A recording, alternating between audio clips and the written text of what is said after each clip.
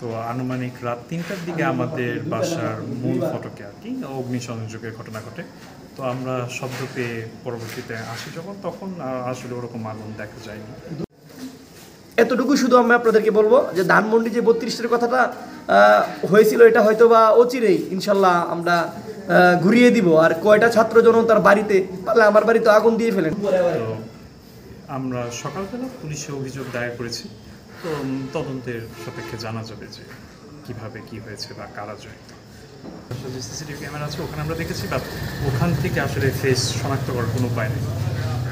আমরা শুধু আগুনটাই বুঝতে পেরেছি, ওখান থেকে দেখে আসলে বুঝতে উপায় নেই যে কতজন ছিলেন, বা আমরা সময়টার ব্যাপারে একটা অনুমান করতে পেরেছি, কিন্তু মানে কয়জন ছিলেন, কারা ছিলেন, ওইটা আসলে ওই ভিডিও থেকে একদমই স্পষ্ট না। আন্দোলনে অংশগ্রহণ করেছি, জীবনের মায়া, পরিবারের মায়া, বাসা বাড়ি ঘর সব ত্যাগ করে কিন্তু অংশগ্রহণ করেছি। ঠিক সেরকমভাবে কিন্তু আমাদের রাফি আপু সব বাদ দিয়ে আন্দোলনে অংশগ্রহণ করেছে। কাজেই ভয় দেখিয়ে আমাদের আন্দোলন বন্ধ করতে পারবেন না। ফেসিবাদী বিরোধী আন্দোলন আমাদের ছিল, থাকবে, আগামীতে ইনশাল্লাহ বহাল থাকবে। আসলে আমি এই ধরনের বিষয়গুলো তেমন একটা জানি না, বাট হ্যাঁ আগুন ধরানো ছিল এবং বেশ কিছু শব্দ হয়েছে। তো মানে হতে পারে আমি এই জিনিসগুলো আসলে যথেষ্ট জানি না। হ্যাঁ, পোড়ানো কিছু ছাই পেয়েছি। আর আপনারা যদি দেখে থাকেন অলরেডি গেটের অনেক অংশটাই বেশ পোড়া এবং কালি মাখা টাইপের আছে। এটাই প্রিয় দেশবাসী, আপনারা জানেন আজকে একটি খারাপ সময় আপনাদের সামনে হাজির হয়েছি।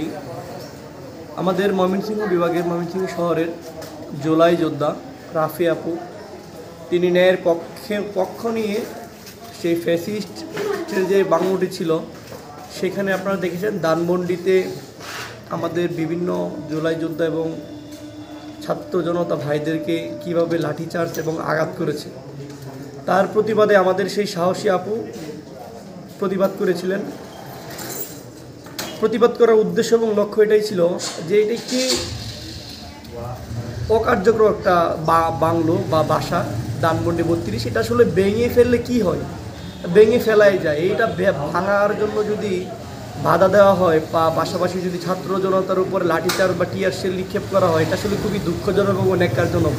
আসলে এই ধরনের মানে ধানমন্ডি আসলে ৩২ এটা আছে, এটা আসলে থাকা উচিত না, আর এটা রাখবো না আমরা।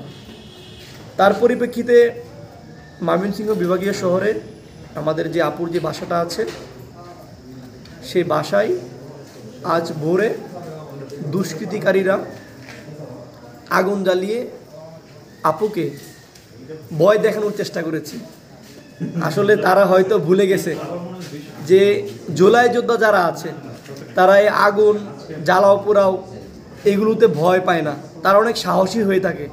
সেটা আপনারা জুলাই গণ অভ্যুত্থানে ২৪শে আন্দোলনে আপনারা দেখেছেন যে আমাদের বোনেরা কীরকম সাহসী ছিল, সেটা আপনারা দেখতে পাবেন যদি ২৪-এর ভিডিওগুলো আপনারা দেখেন।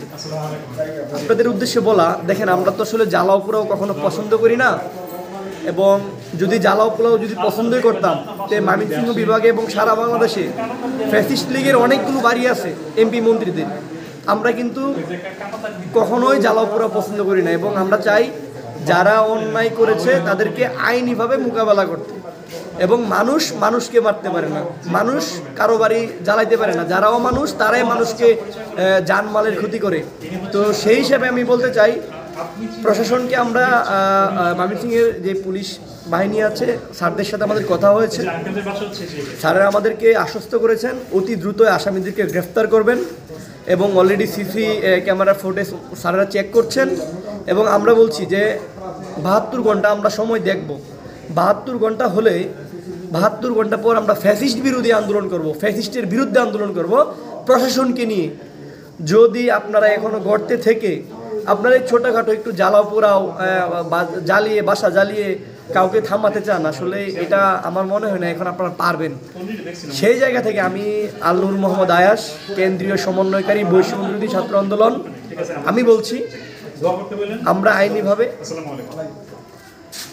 আপনাদের সাথে মোকাবেলা করব, এবং যারা এই কাজটা করেছেন তার জন্য আপনাদেরকে আইনিভাবে আপনাদের সাথে আমরা ফাইট করব এবং আমরা স্পষ্ট ভাষায় বলতে চাই আসলে আমরা ইটের জবাব পাটকেল দিয়ে দিতে চাই না। আপনারা অগ্নিসংযোগ করেছেন, আমরা প্রশাসন নিয়ে ইনশাল্লাহ আপনাদেরকে প্রতিহত করব এবং আমরা বলি আমরা মানুষ, আপনারা মানুষ ছিলেন না সেই জন্য আপনারা ফ্যাসিস্ট, আপনাদের কোনো বিবেক বুদ্ধি নাই।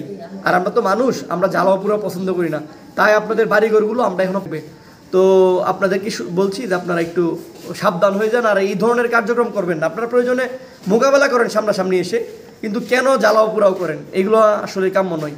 তো তার জন্য আমরা বৈষম্যবিরোধী ছাত্র আন্দোলনের পক্ষ থেকে তীব্র প্রতিবাদ জানাচ্ছি, সেই সাথে প্রশাসনের দৃষ্টি আকর্ষণ করছি।